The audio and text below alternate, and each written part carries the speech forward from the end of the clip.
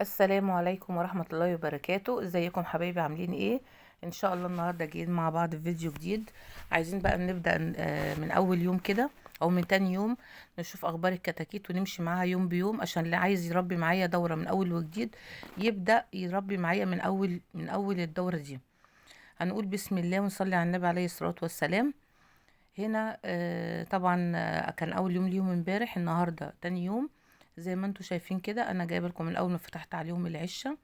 زهقوا، لا عندهم ميه ولا عندهم اكل، والفرشه بتاعتهم عايزه تتغير. بسم الله ما شاء الله بياكلوا كويس، لان انا ما لقيتش الاكل قدامهم. ما شاء الله هم بياكلوا كويس وشربوا كويس. فعايزين بقى ان احنا ايه، نبدأ معاهم من الاول خالص. طبعا لازم نغير لهم الفرش حتى لو الفرشة نظيفة، عشان الميكروب وعشان ما يتعملش اي ميكروبات او اي فيروسات او اي حاجة. انا لازم اغير الفرشة من تحتيهم واخليها نظيفة حتى لو هي ناشفة. وهنا عندنا الكتاكيت الكبيرة، الفراخ الكبيرة، حطيناها في الخانة اللي تحت.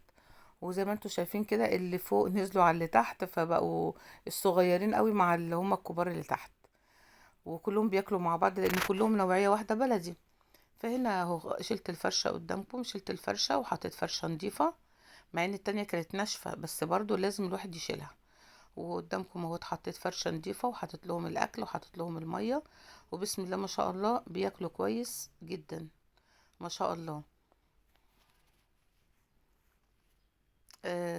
طبعا لازم كل يوم امسك يعني الكتاكيت، ابص عليها كويس وامسكها افحصها. اشوف واحد تكون عينه مغمضة، واحد يكون ما بياكلش كويس، راكن على جنب. كل يوم امسكها كده افحصها، اشوف الحيوية بتاعتها عاملة ازاي. ودولت بسم الله ما شاء الله كويسين، لان رجليهم والمنقار بتاعهم لونهم وردي، مش بهتان او حاجة، لونهم وردي. فما شاء الله عندهم الدورة الدموية شكلها كده الدنيا كويسة معاهم. ولسه انا ما ضفتش اي حاجة على العلف غير الكركم وغير حبة البركة بس. والميه عادي، ميه من الحنفيه عادي، ميه ما فيهاش اي حاجه. بس انا بحب احط لهم ميه من الفلتر، اهو زي ما انتم شايفين كده. ما شاء الله ما شاء الله. نصلي على النبي عليه الصلاه والسلام. بعد كده بقى عايزين ناخد الكتاكيت اللي هي الفراخ الكبيره، وعايزين ان احنا نغير لها ونشيل الفرشه اللي تحتيها، ونحط لها ميه ونحط لها اكل وشرب. وننتبه لحاجتنا كويس قوي، لان الحاجه دي غاليه. اولا الكتكوت ما بقاش رخيص دلوقتي ولا العلف رخيص. هنا هتلاقوا الفراخ البلدي مريحاني شويه عن الابيض في حته العلف، لان البلدي بياكل اي حاجه اي حاجه. هنا انا كان عندي مكرونه باقيه محدش هياكلها، وعندي حطيت شويه علف وحطيت، وعندي بنجر، بشرت بنجرايه فوق الاكل دوت. ولو عندك خضرة حطي، عندك بواقي اكل حطي، لان هما ما شاء الله كبروا. وفي نفس الوقت البلدي ما بيحتاجش ان انت تاكليه علف على طول على طول، البلدي بياكل اي حاجه. وبسم الله ما شاء الله على البلدي بيبقى عنده مناعه قويه احسن من الابيض. فالابيض هو اللي لازم تاخدي بالك منه قوي. ولما تيجي تغيري العلف لازم تبقي واخده بالك من العمر اللي هتغيري فيه، واحنا هنعمل كل دوت مع بعض وماشيين مع بعض خطوه خطوه. دلوقتي احنا بناكل الكتاكيت الصغيره علف 23، و... وبنأكل الكبار اللي تحت برضو زيهم علف 23، وممكن تجيبي علف 21. هم دولت كبروا عدوا ال20 يوم، فممكن أغير العلف بتاعهم. بس أنا بحط لهم زي ما انتوا شايفين كده بواقي الأكل، فبحس ان هم حتى في بواقي الأكل بياكلوه أكتر من العلف. وزي ما انتوا شايفين كده بسم الله ما شاء الله. احنا لسه مصليناش على النبي، نصلي على النبي عليه الصلاة والسلام. لو نلاحظ هنا الفراخ البلدي بتاكل في الاكل احسن ما بتاكل في العلف.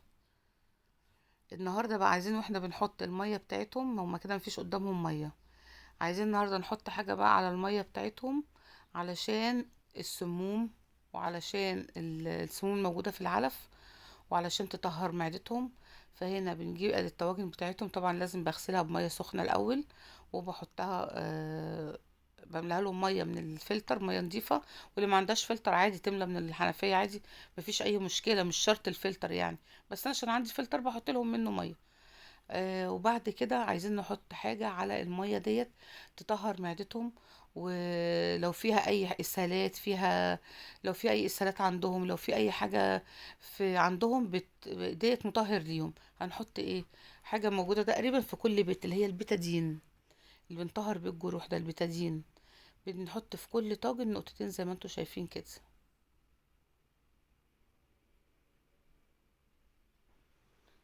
علشان نقتل اي ميكروب في معدتهم او اي فيروس او اي حاجه في معدتهم. بنحط لهم بتادين. وطبعا دولت ما شاء الله كبار بيتحملوا، غير طبعا الصغيرين. مش هحط للصغيرين الكلام دوت، احنا بنحطه للفراخ الكبيره اللي هي البلدي.